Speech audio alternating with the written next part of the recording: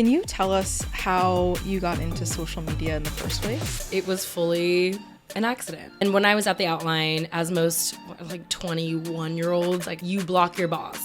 I forgot to. I got an email from him on Sunday night. So I'm like, work. I've been fired. My mom was right. Today on Deep Feed, I chat with Peyton Dix, an incredible Brooklyn-based writer, creator, and brand strategist. Her professional career started as the head of social at Paper Magazine, followed by the special projects editor of InStyle, and then global social director of MAC Cosmetics. She decided to leave the 9-to-5 life behind and is now a full-time freelance consultant and creator. She brings a very unique voice to social media and beyond, and in this interview offers incredible advice on how to leverage social media strategically to build communities. Let's get into it.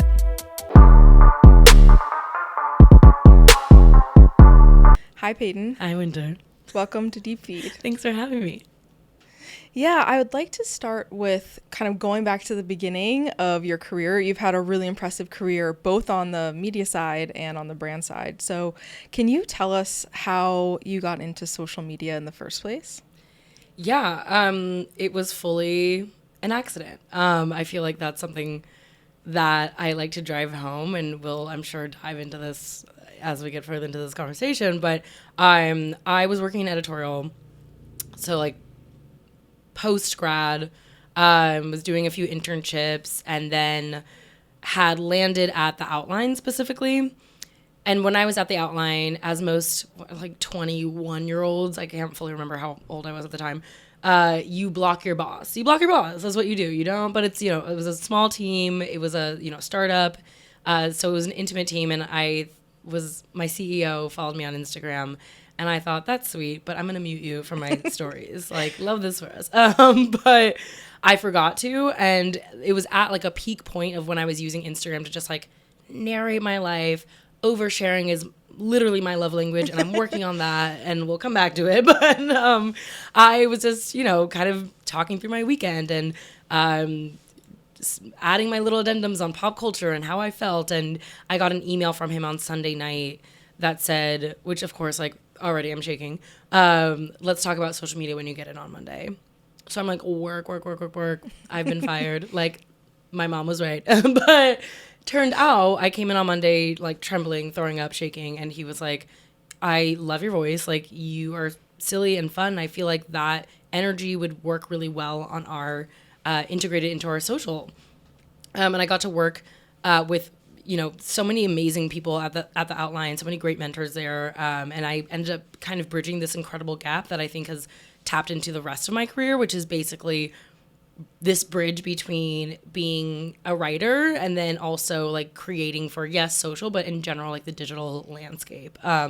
So I was like, wait, a promotion, slay. But yeah, so that's kind of how I stumbled into social media. So talk us through what happened at the outline. How did that experience go for you when you were running social? Did you kind of ease into it really naturally? No, not at all. My boss at the time was someone who was pretty, knee deep into the social and understanding strategy in a way that was super new to me. It wasn't just about voice. Voice was thankfully the thing that I had. So it was more so for me fine-tuning it, making sure it fit for the outline, and then packaging stories in a way that would at least hopefully have a little bit more reach once they hit social. So I do think having the background of being a writer and understanding really quickly what is the meat of the story or what's going to be a hook was something that lent itself really easily to social, because it allowed me to quickly think about, okay, and this is the best advice I've ever gotten, which is, how would you share this with a friend? Which is really the ethos of all the work I do now, and has never not been true on, I think, social media landscape in general, right? You're here to communicate. You're not here to really kiki with a brand. You're you want to be talking to a friend. Definitely. Oh, and it happens to be a brand. That's kind of the mindset I've been working with. But got all that information that's lent a lot to me in my career, was picked up at the outline when I was doing some writing and also helping with our social strategy. Yeah. So your next position was at Paper. Yeah. Why did you make that switch?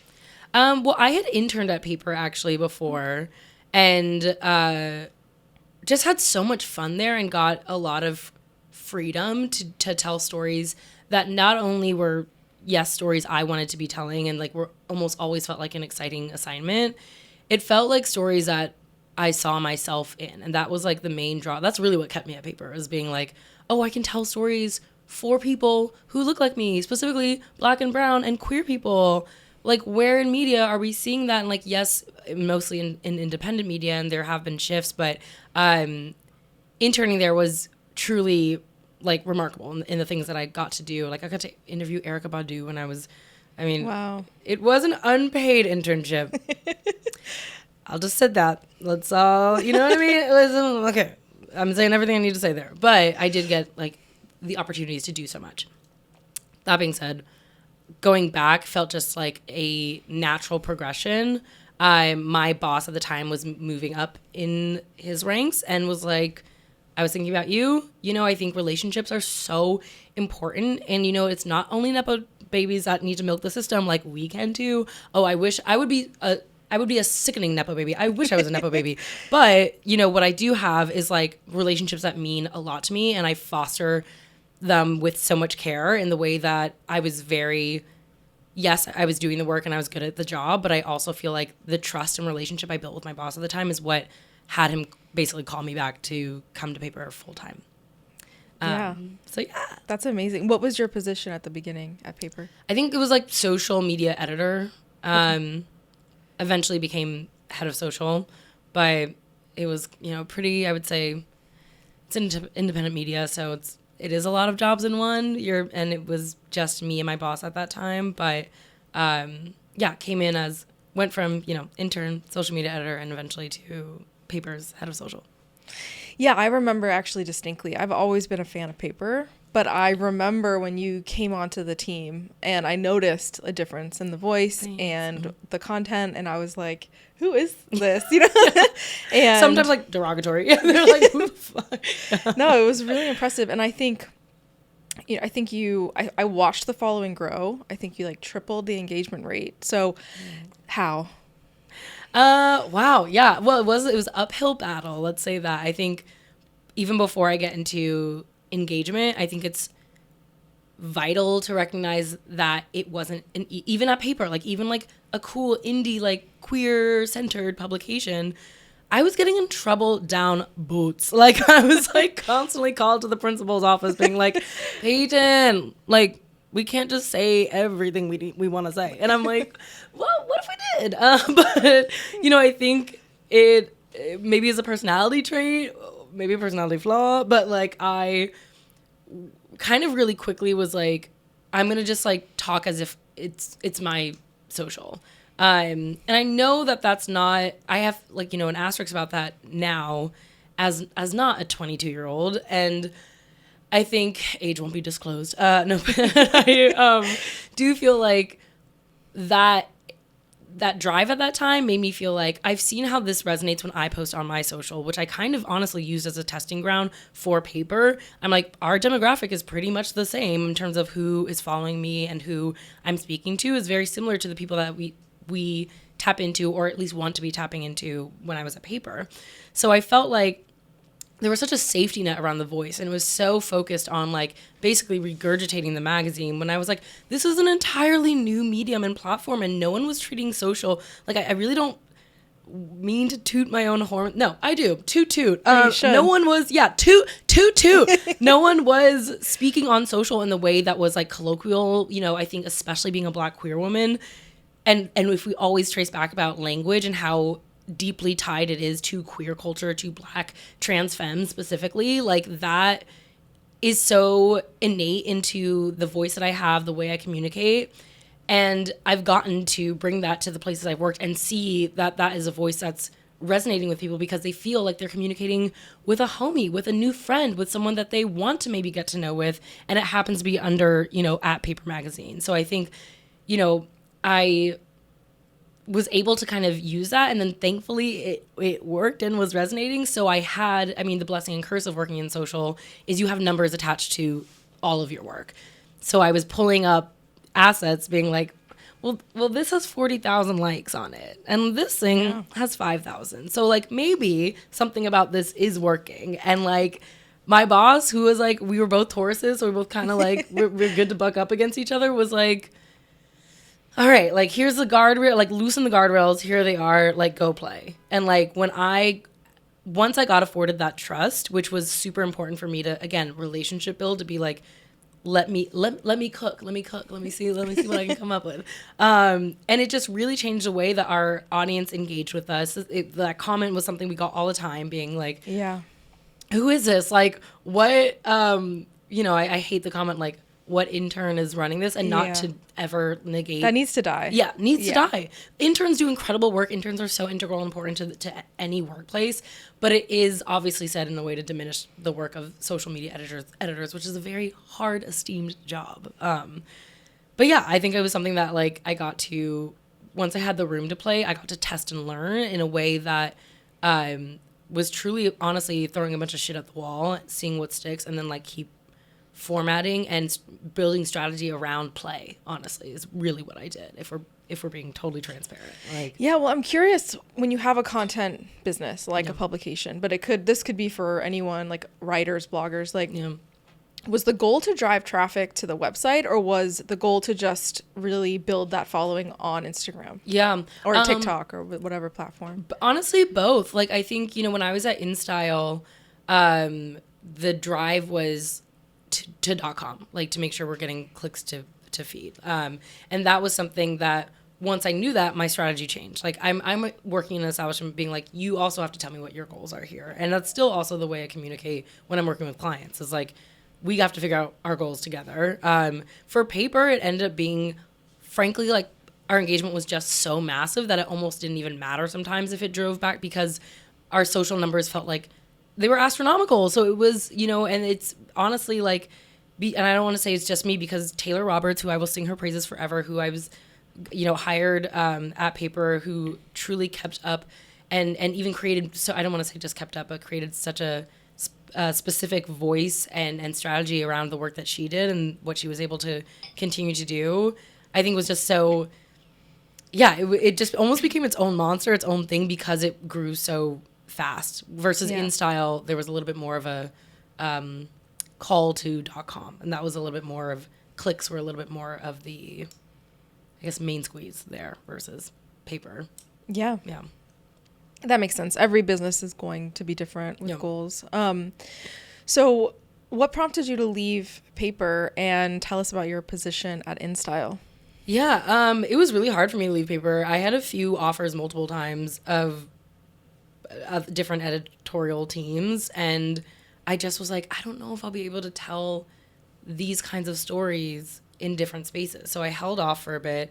Also, it was difficult because, and this is big ol' asterisk on this, but like, so many people I worked with, I like, and still to this day, love, would die for, would ride for forever. Like, it was a small team. It was a team of mostly queer people. I think I had worked my way up into a specific leadership position where I got to not only like be present there, but also advocate for the rest of my team, hire Black and brown people. Like, that was important to me. And not to say that it wouldn't exist in other places, but it was a hard thing to let go of.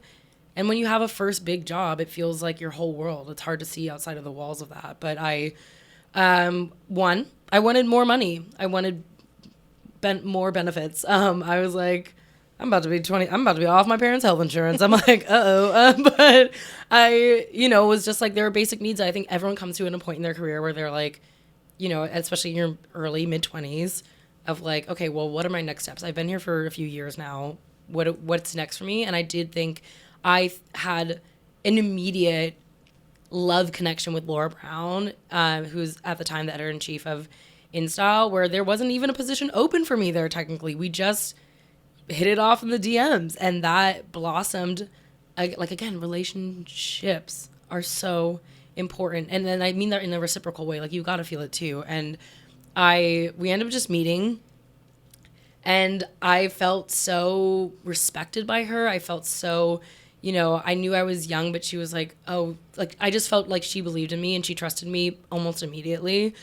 And that relationship turned into basically creating my job there, which she was like, we don't really technically have a social role open, but like, what are you interested in doing? And how can we build this together so like we can have you on our team and you can also do the things that you want to do, which is like, when are you getting job offers like that? It was like, amazing. Oh, that's sick. Because social felt restrictive to some of the other, you know, work I was doing in the ways of like producing, creative directing, you know, concepting shoots, video shoots. That was something I was now doing at InStyle as their special projects editor. So kind of cool, kind of cunt. I don't know if I can say that word, but it came out. You can bleep it. To be able to like build the job that I want to have at 20, 25, 26.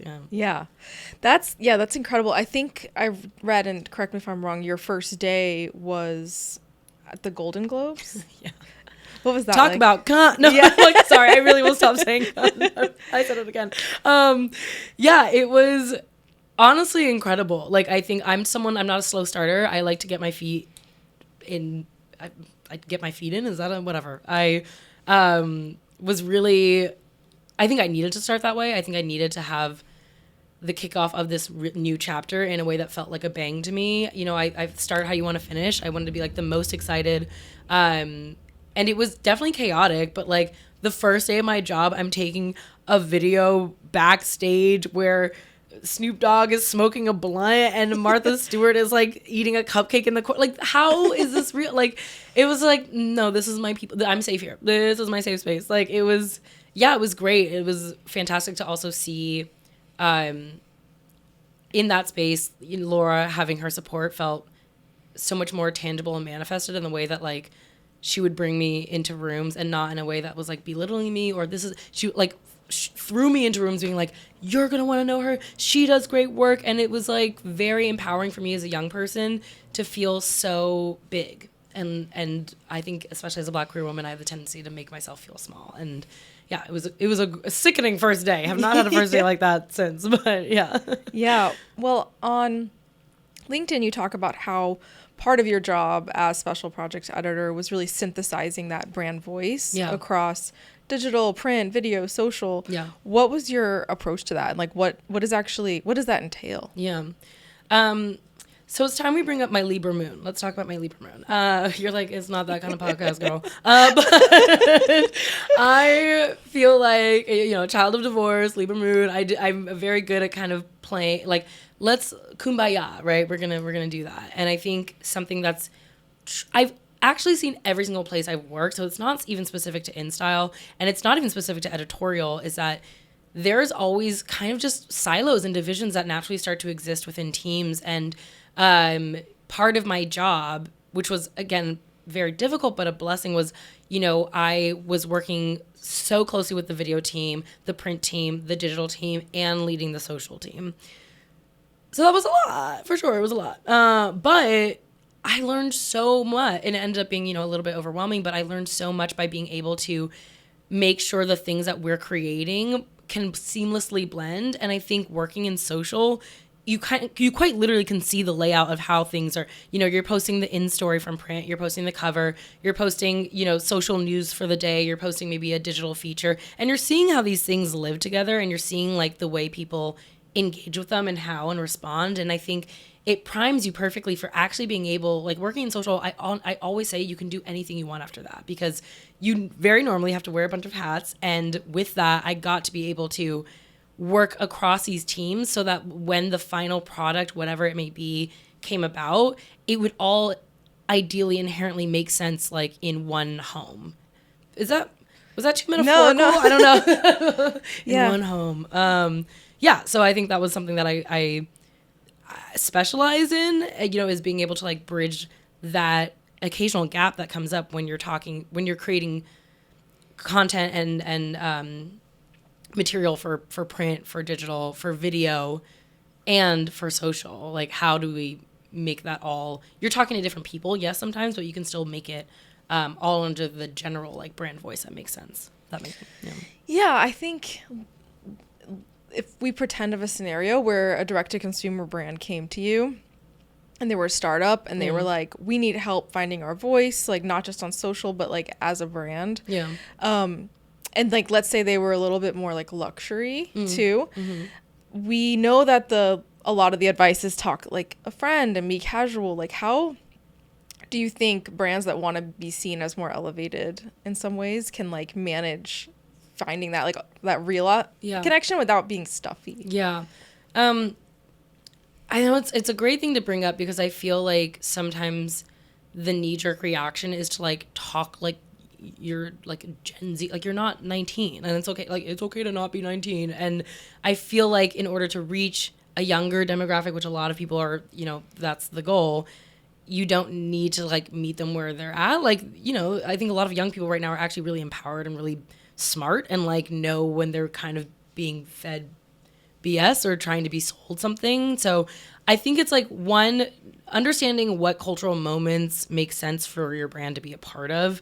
And that doesn't even just need to be like reactionary to, let's say, like, oh, like my Roman Empire is, or whatever, like meme moment. It can also be like, oh, here's a tentpole event. What's our avenue in there that we can still, you know, make sure is inherent to like our brand and our, you know, our general like voice and values. But I think for a smaller, I know we might be skipping around a little bit, but Essence actually does a great job of that. Like, I think what Essence does is bridges this very specific gap by being a luxury space, but also tapping into the type of, I'm trying to figure out the best way to phrase this. They tap into someone who is chronically online, in credit card debt, probably based off of what they're adding to cart on Essence, you know, and is, you know, young, but still able to reach like a wider audience without feeling like it's pandering.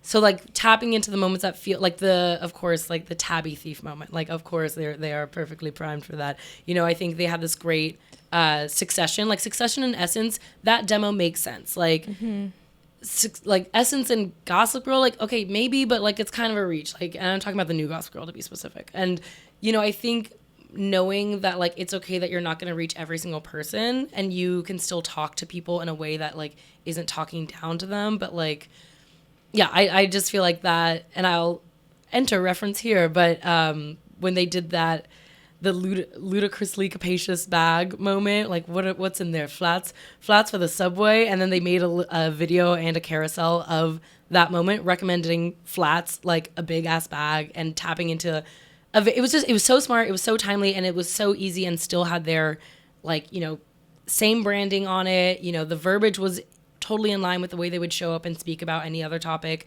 or any other clothing, you know, brand. But yeah, it was just smart in a way that felt like true to them and not just trying to be online. That makes sense. Yeah, thank you. That's they have great social. I'm obsessed with all the things that they're doing. It's fine.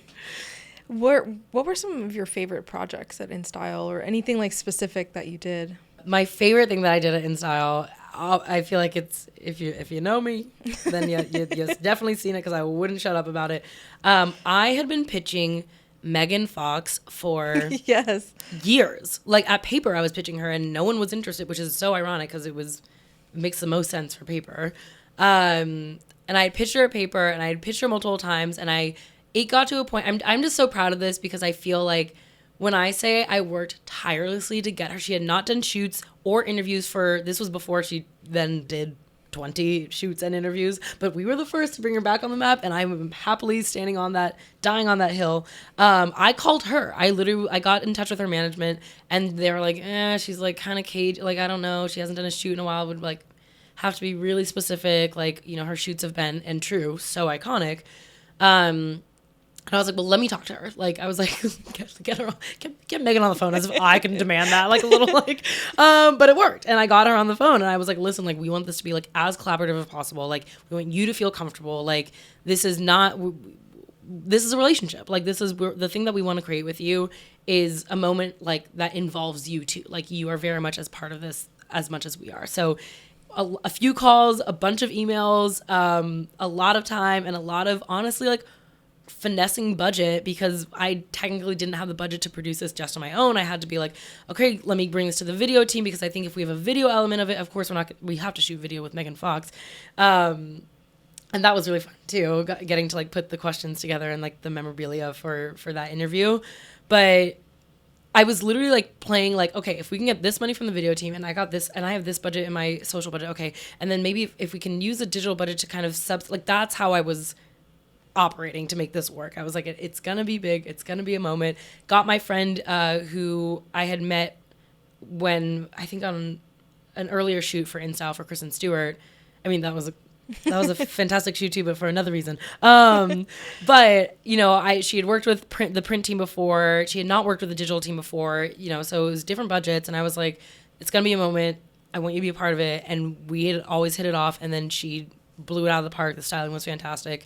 And I just felt like I really got to see that. Like, I felt like I really got to give birth to that moment in a way that, like, start to finish was something that I put my full chest in the whole time. And was very tired and very depleted, but it's rare that I think we're going to just go through my whole chart. As a Virgo rising, it's really hard for me to feel, like, proud of things I do, or I always have notes. I always am like, oh, that was good, but I could have done this. And, the way media moves, everything's so fast that it's never fully the way I wanted it. And this came out, and I was like, yeah, this is exactly how I wanted it. We shot her in bisexual lighting, and she was so freak nasty down with it. She was like, should I put my leg up here? Should I try this?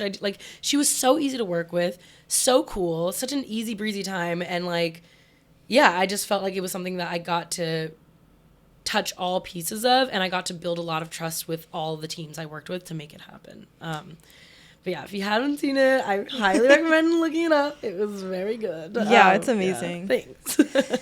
So, from what you've just said and before, like, you were wearing a lot of hats at InStyle. But what, like, the same question from paper to InStyle, what was that move for you from InStyle to MAC Cosmetics? Because also that's like a big jump from media to brand. Yeah. So what happened there? I had kind of known my time at InStyle felt up, or had felt like I'm like hungrier for different, even just lifestyle. And at the same time, my old boss at Paper Magazine actually had reached out to me being like, we have this role open, like, would you be interested? And like my knee-jerk reaction was like,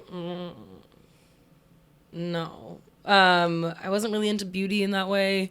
Like, I just bought lip liner for the first time, like, literally a year ago. Like, I felt like I didn't know if the things I wanted to do felt tied to, like, what is this job gonna, I know the things that this job can give me, which is, it's beauty. It's Estee Lauder beauty. I can get a lot of money from this job. Like, the basic things that, like, I feel very, I want to be transparent about, like, that I had parents that grew up poor. Stability is really important to me. Like, I wanted to make sure, like, it's hard to be alive. I live in New York. Oh my God, you don't even want to know my rent. Like, I was just like, okay, I get the on paper things of what this job can give to me. What can I get from it? And so it took me a long time to even commit to saying yes to the job. I did always want to go brand side full time. I had never tried before. It seemed like a natural trajectory. It's really easy to feel like there's a ceiling in social media. A lot of times, you get to be head of social. I was sick of being head of social. I wanted to have more of an inclusive title. Okay, I was an editor. What was the next step for me? I was sick of media, and we can talk about that another time. I was done with media at that point.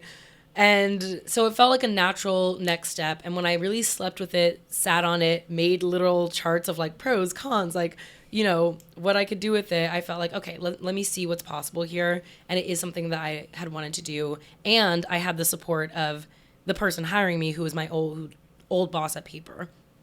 So I felt like that was important to have. Like, if I did not have that relationship, I may not have taken that job. And so I made the hop. I was like, okay, well, I took a bait. I was like, and I said that too. I was like, I'm down to take this job. I need a minute. Like, I can't just rush into another job. I have to take 5 for myself. Yeah. So I took a beat, and then I started at MAC as their global social director. Yeah. Sexy title. Whoa, I should say very sexy title. Sexy. So what did I say? Global social director. Yeah. Run that back. There we go. So how big was the team there? Well, when I started, it was 2 designers under me, and then I hired 2 more after that. So there's a total of 4 full-time employees under me, and then I ended up hiring a TikTok host as well as like a kind of face for the brand, like part-time friend of mine, actually. So in total, about 5, yeah. Okay, yeah. Yeah. That's a lot. What were the biggest, I mean, obviously there's so many differences here, So but like many, yeah. from day one, like what were the biggest differences that you saw? I mean, it was just like the scale so much bigger. Oh my God. Like, you know, it's not only are we at Mac, like I'm on our global team. So we're like not only talking about what's happening, and I was very used to a North America, obviously, like mindset. So now I'm creating content and photo shoots and work that need to appeal to a global market, which is hard because, the world is big. Like, you know, so things that are, you know, maybe kosher for one, you know, team, like LATAM is going to be very different than APAC. So like that was a big learning curve for me that I was really happy to learn. I was like, I wanted to scale my abilities. Like I wanted to be challenged, and I wanted to be in rooms where I was like, what can I learn from this? Because I'm hungry to learn. I don't want to plateau and be comfortable. So it was definitely a shift in, yes, management wise, just managing a team of, you know, more designers than I am managing like writers or social editors. It's a little bit different, and teaching those skills and passing those skills on of like, okay, well, you're great, fantastic designers. I will die for my team. I love them all so much. They were fantastic. They're still in my life. But like learning new skills I can pass on to them to holistically look at social and address like how we're making, creating anything that is for social that's more full bodied, I guess. But it was an uphill battle to do. It's a big company. You know, I think that's something that I was so used to working on such a small team, or at least specific to more digital, even just sometimes social. But yeah, when you're at that scale, it's a lot of work. Yeah. Were there separate social accounts like by region, or were you mainly? Yeah. You know, we're not running like specific, like we're not running those accounts. Our accounts were mainly focused on like the main Mac Cosmetics handle, but all the things that we create, so like the photo shoots we do, the lo-fi content, like all of that is available for them to use, and we make like guides for them to be like, here's basically a bucket of, which most people do, like a bucket of content, pull from it. We just have to sometimes make sure we're engaging content in a way that can appeal to, like, anyone can use it, any region. Yeah. I think I read that you grew Mac's TikTok specifically by over like 500,000. Yeah. So how did you do that? Yeah, I don't know why that was so like Julia Fox sounding. I don't know why, but yeah. Well, I think that when I came on, I will say like there was basically no strategy around it. It was kind of just like another vertical to have, you know. And I think, and that's not to negate any of the work that went into. And I always like to be clear that like no one does work by themselves. Like there are full teams and full people. So I, you know, say this with my whole team in mind, and even my partners on like our marketing side versus our creative side. But yeah, it was more so just having a strategy, like literally just having a strategy, knowing that there's an algorithm to feed. We need to have a cadence. We need to have content that is built for the platform. This is something that I've talked to every person I've consulted with, worked with. It's just like there needs to be, okay, how are we playing in a platform that isn't just like we're dropping this and leaving it? Like we need to be utilizing it in a way that is native as much as possible. And like TikTok, when the girl is on TikTok and TikTok itself, they're well aware of that. So, you know, making sure we're using user-generated content, like in terms of not UGC getting in, but UGC audio, right? So like seeing what trending sounds we can use. Obviously, we're not going to use like a Megan Thee Stallion song. We get sued immediately. I wish. I'm like, content would just take off. So I don't know how Duolingo gets away with it. Duolingo, if you're listening to this, like, how are they not getting sued all the time? But I love it. I salute, hat off.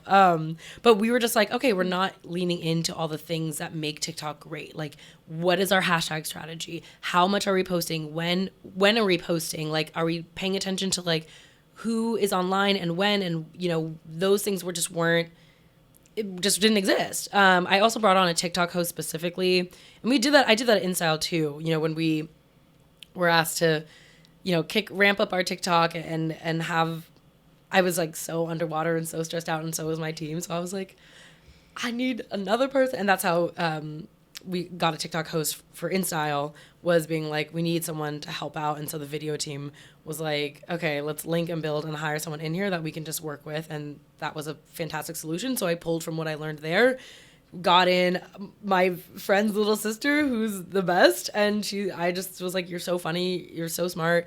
You're quick with it. Great. Okay. And you're on LA time. So we have a little bit more of an extra, wiggle room. Perfect. So, bringing her in helped us kind of also just keep that cadence up and sometimes put like a regular face that you can get used to the name that could be, someone who's just like churning out quick content of like fun lip pairings, like simple things that aren't too overproduced. That was something that I think was maybe a problem that a lot of people and a lot of brands fall into, is trying to make the most hi-fi content for a very lo-fi friendly platform, specifically on TikTok. So that was something that was a little bit of shift that I just, don't get me wrong, took like 100 different decks and many presentations and lots of, getting the support from everyone above me to be like, let me cook, let it end with me, in terms of, if we're spending weeks on approval for one TikTok, the trend is going to be over by the time we post it. So yeah.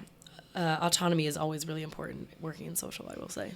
Yeah. For Mac, was TikTok kind of performing the best, or like how did Instagram compare?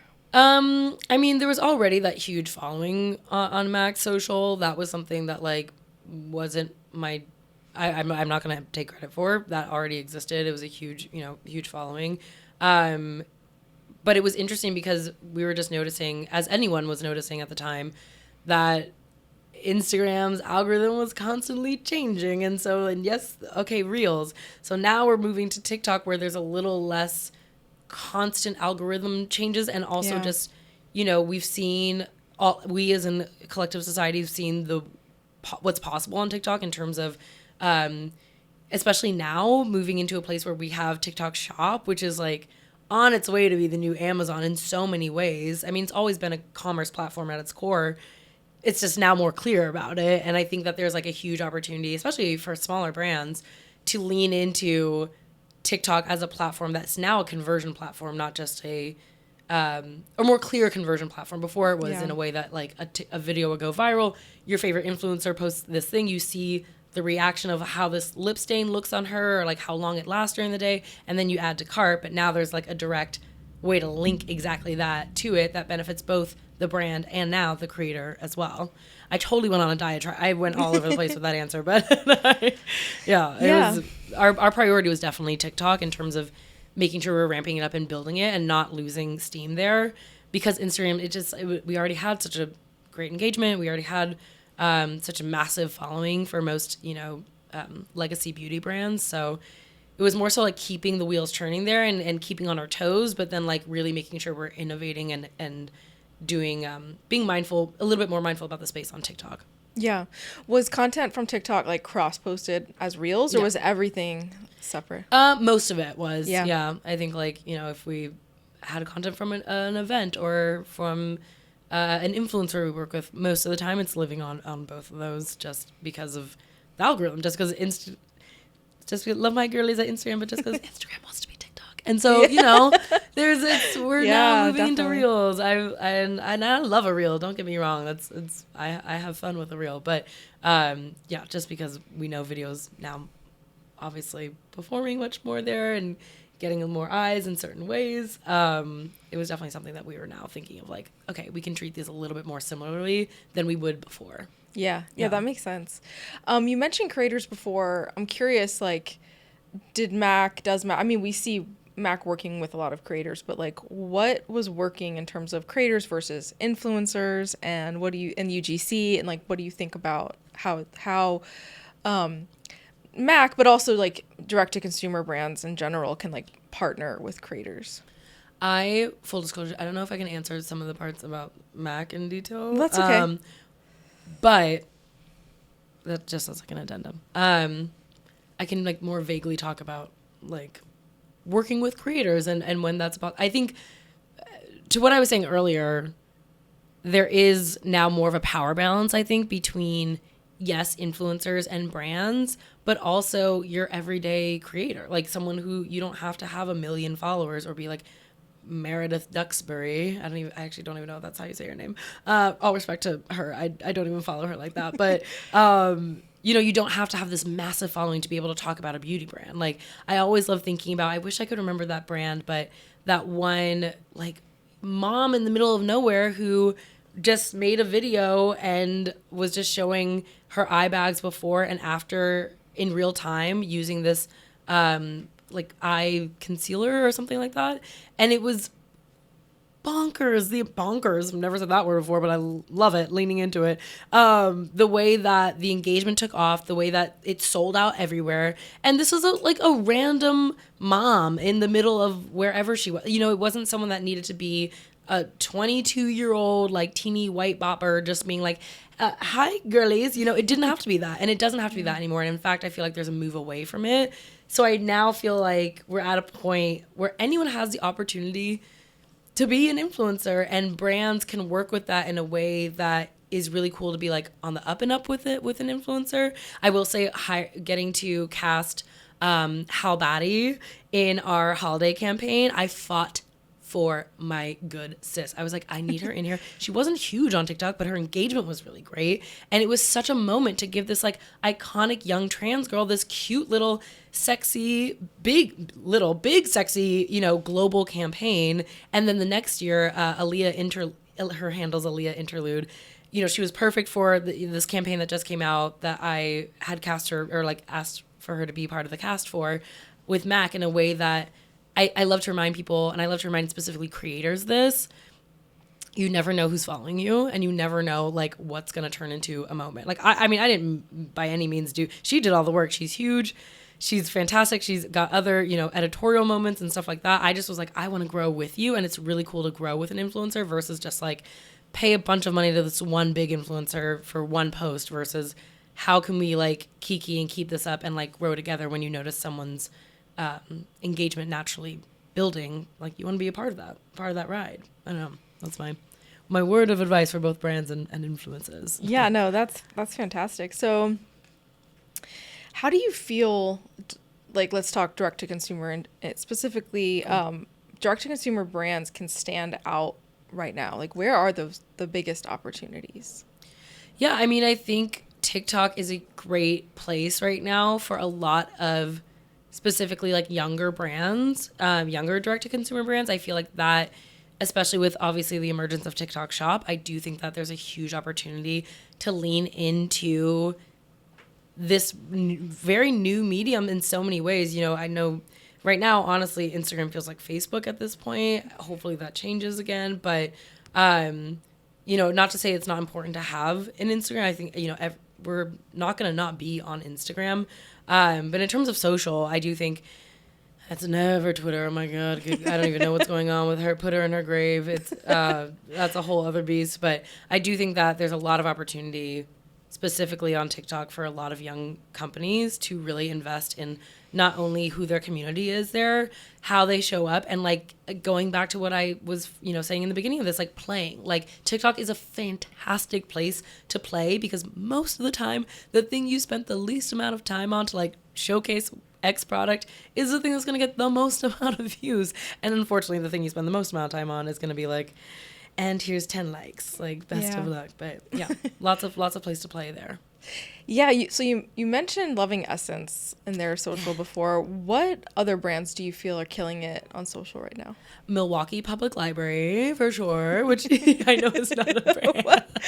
Oh, do you follow them? I do not. Okay, I will grip. today. Why don't you? Yeah. Oh my God, you literally right now. Yeah, pause right now, but do it. But they are it's literally all these sickening librarians that are using TikTok in order to promote going to your local library in a way that has I know this is not about a brand, so I don't know how helpful this is, but I'm sure there's something you can pull from it. Definitely. But I truly think that the way that they have even restarted conversations about the importance of libraries, funding of libraries, and how great it is, like, libraries are amazing. We should all be going to libraries so much more. Like, they're so equitable. They're here for everyone. And these librarians are they're so on like the TikTok trends, and they're like these maybe like 50, 60-year-old like men and women just kind of playing in a space that you wouldn't think a public library can win at, but they're changing the game there. And I think it's a great example of like anyone is fit for the platform, and there's this misconception around TikTok that I'm going on a diatribe again, I can feel it, but there's a misconception around TikTok. I think that it's a space that's only for like the influencer, and like a brand or, you know, company like Milwaukee Public Library is a great place to play. And in essence too, it's mostly like, you know, something that they're selling a product, of course, but when you're doing that, some of their best posts with their best engagement are ones that are way more rooted in like storytelling or pop culture moments, honestly, instead of being like, we just got these new jorts is what I was about to say. Jorts.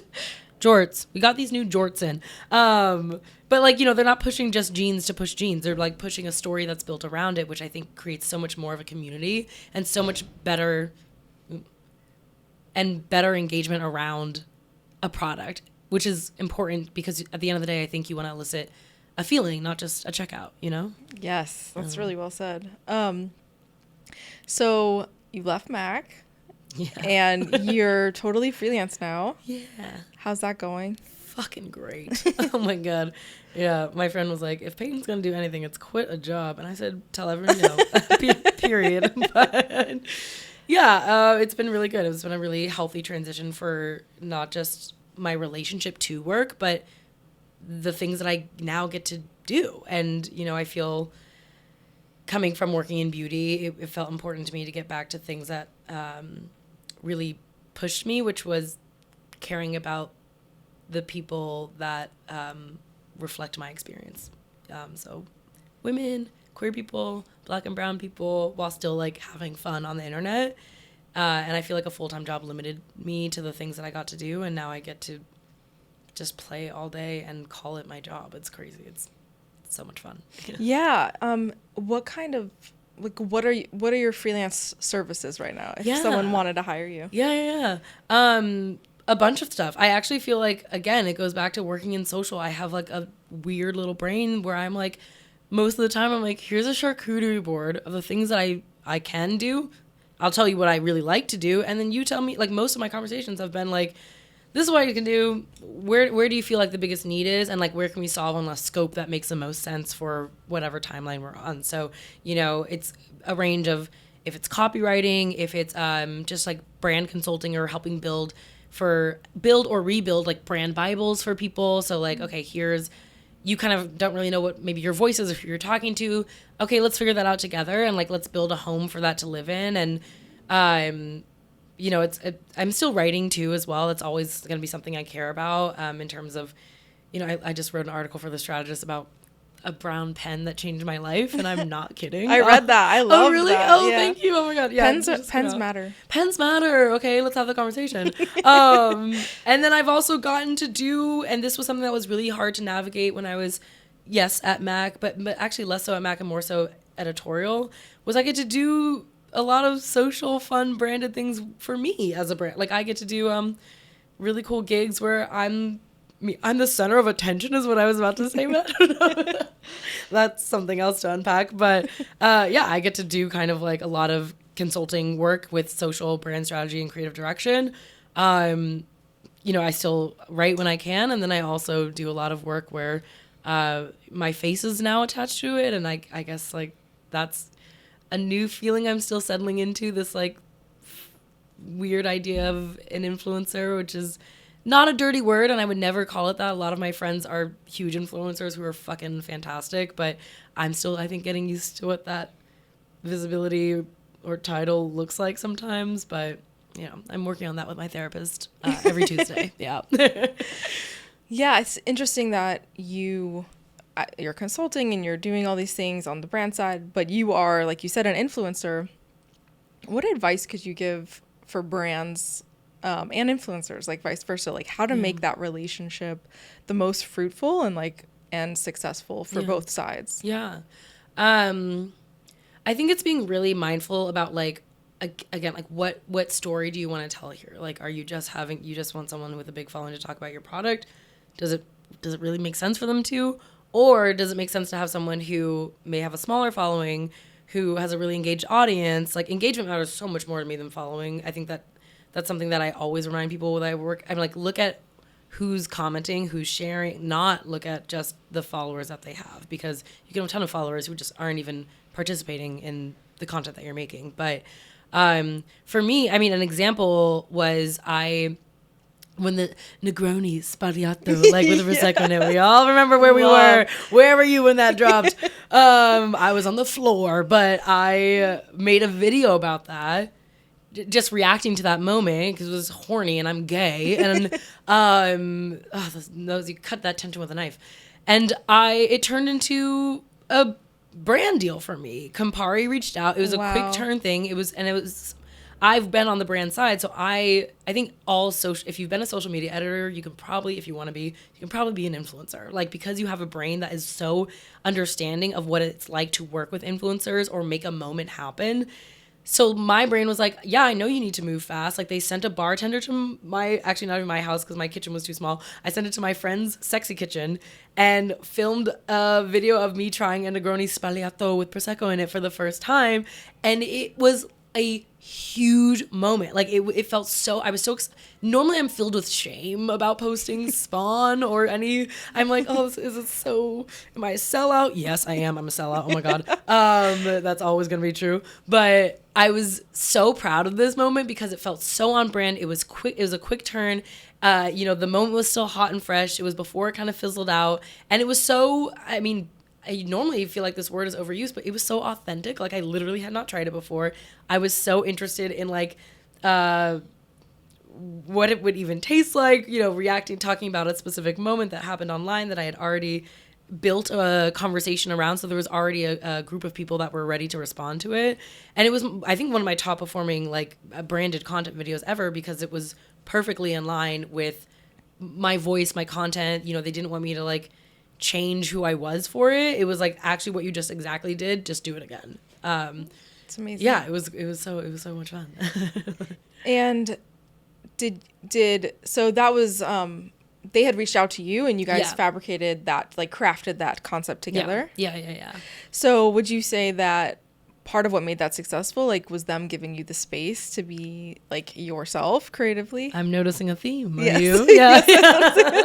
But yes, absolutely. I will say, I've spent a lot of time working with influencers, and you can kind of gauge pretty quickly of like how you might need a handhold, but never a handhold in the way that your voice changes, but maybe just like clear shooting directions or things that, maybe need to be mapped out.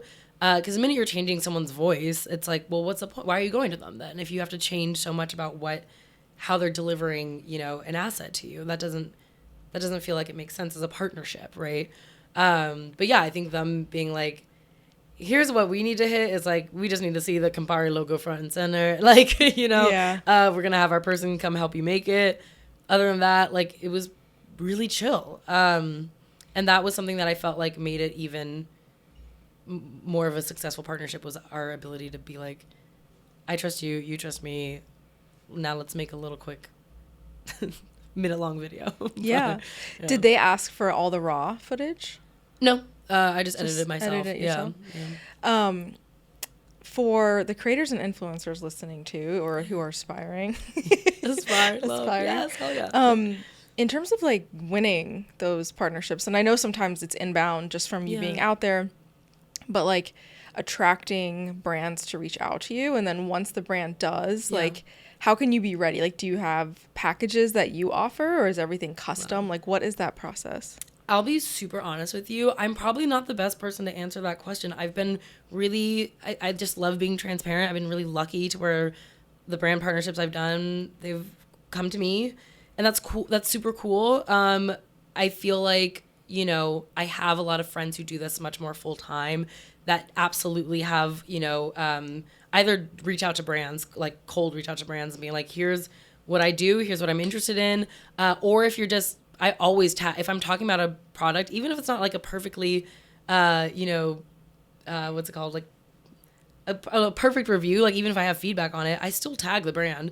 Like, I think that there's a notion that people don't see that you're tagging them. So even just starting with getting gifted builds a relationship. That's happened with me before too. It's like, I've done work with Glossier and like I'm homies with the people there, which is great.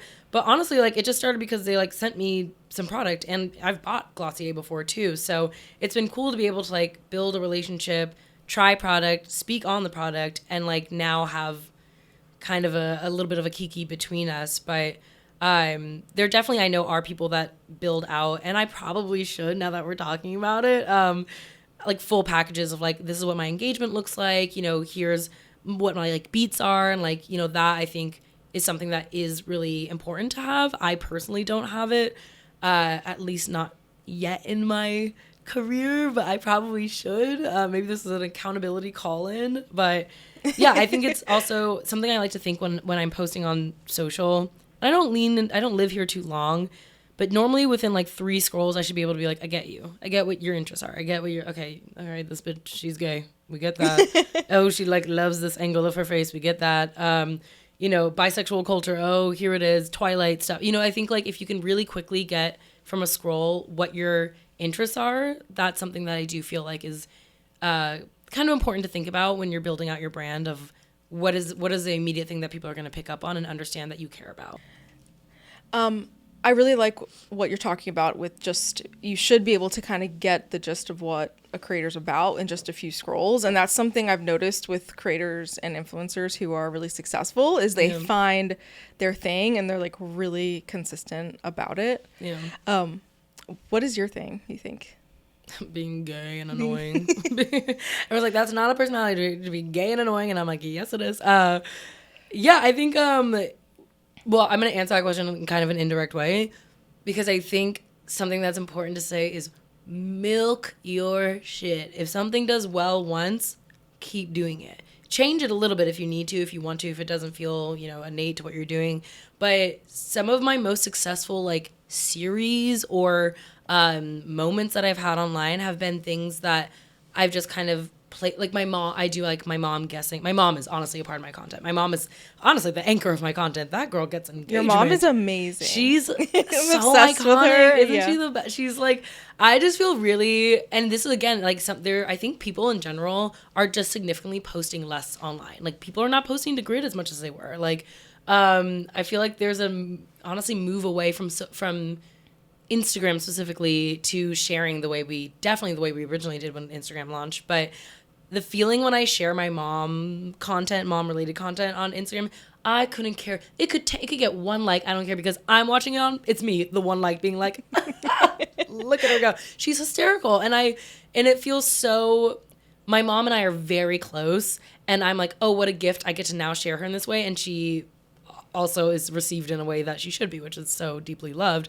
And that's now become this series that I do anytime I'm with my mom, is making her guest celebrities because she is so unlike me offline and has no idea who anyone but Ed Sheeran is, which is, I actually won't even unpack that. But yeah, I feel like my mom has become a deep part of my brand recently in a way that wasn't really intentional, but now is super fantastic. And it's fun to share her. I think, specifically on TikTok, but this has crossed over to Instagram too, my like bisexual culture content in the way that all the girls are bi. Oh my God, everyone's bi now. What's in the water? No, I'm kidding. But yeah, it's been like something that's always gotten really great engagement. I have this one video that has like randomly like 3 million views or something. That's just like, there was a tweet that I'd used as a green screen that was like, there's, tummy ache girls and headache girls.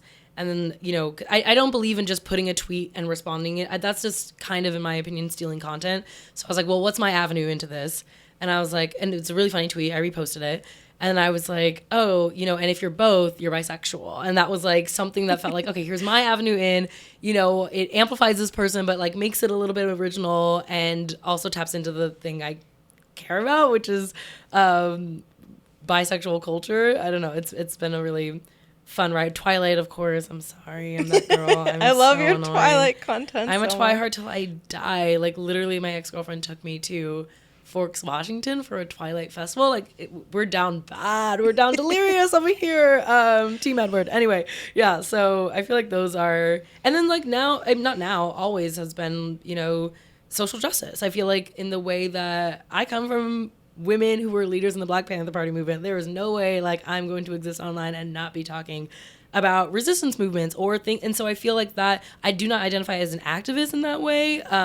There are people on the ground doing work, but I feel like it's really a part of me as a person to make sure that like I am advocating for whatever kind of human rights for people that look like me, live like me. And any my global brothers and sisters, that feels like something that's also not now, but always been part of my core values, I guess. Twilight and civil rights, hand in hand. If you think about it, if you do the work.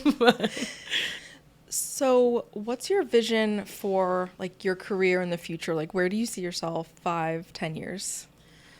It's so funny that I feel like that recently changed. Like, I think for so long I wanted to be like at the helm of a magazine or like a creative director, and that felt weird to even have that dream shift in the way that I'm gonna say something radical. I don't dream of work. Like I don't anymore. In the way that I used to feel super goal oriented in the way that was like I want to, top energy, want to be the head of like something somewhere big.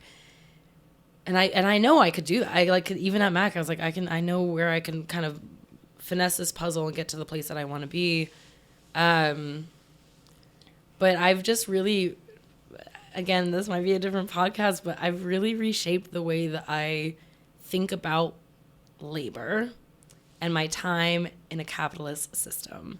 And at the moment, I'm really trying to think about, well, what feels good? And yes, how can I also stay alive and pay my rent? Yeah. Like, how do I maybe come at work from that? Like, let me be alive, but also let me like be alive and like have a full life. And right now that looks like, tapping into some work where I get to be, yes, kind of like host I asterisk on this, like watch this space, but like host more, front facing gigs and opportunities, which has been, working on that right now. And then also getting to do work that is this nice hybrid and bridge between helping people and centering queer, brown people, femmes, and then also, of course, naturally getting paid for it. And sometimes that's, a mix of things between like casting for brands, coming up with creative directions for brands I just feel aligned with that are doing really cool work in different spaces, whether, it's one of the brands I work with now is really big on sustainability in a way that feels, and transparency behind what goes into making a skincare product in a way that I feel super down and aligned with, and not in a way that feels fictitious or forced. And at the moment, my plan is just being able to live in what I'm doing now, but a little bit deeper and a little bit more refined. This is the transition to freelance is still new to me, but that dream can also change in a year or two. But writing and storytelling has always been the things I've cared most about, and the way that has looked has just changed throughout time. It's changed from writing profiles to copywriting to, I had an opportunity to ghostwrite, and I was like, well, this project doesn't actually feel right for me. But just the idea of change always being possible for me, but at the root of it, my focus is being able to tell stories that are either going to bring joy and uplift or center, disenfranchised folks. That was such an eat, pray, love answer. Oh my God, I'm like, shame, but like, no, I love that. That's my long answer of like, we'll see. Honestly, I don't know. Yeah, and I think that's a perfect place to end. Where can people find you, support you, hire you, all the things? Yeah, hire me. Get in my inbox. My handle is at Peyton Dix, PeytonDix on Instagram, at Dix Peyton on Twitter. I'm not as funny there, but feel free to get in there. Let me know. Leave a review. And then I'm on TikTok as well at Homo Honey honey with a 0 instead of an O. Love that one. But yeah, I mean, I feel like I'm someone, I look at all my DMs that I get on all platforms. I love connecting with, even if you just want to be my friend, if you just want to like kiki with me, I'm always available for that too. But also if you want to hire me, great. I would also take that. But yeah. Awesome. Thank you. Thank you so much. Thank you for like being so intentional about this space, and like, it feels really safe to be here. So thank you so much for having me on.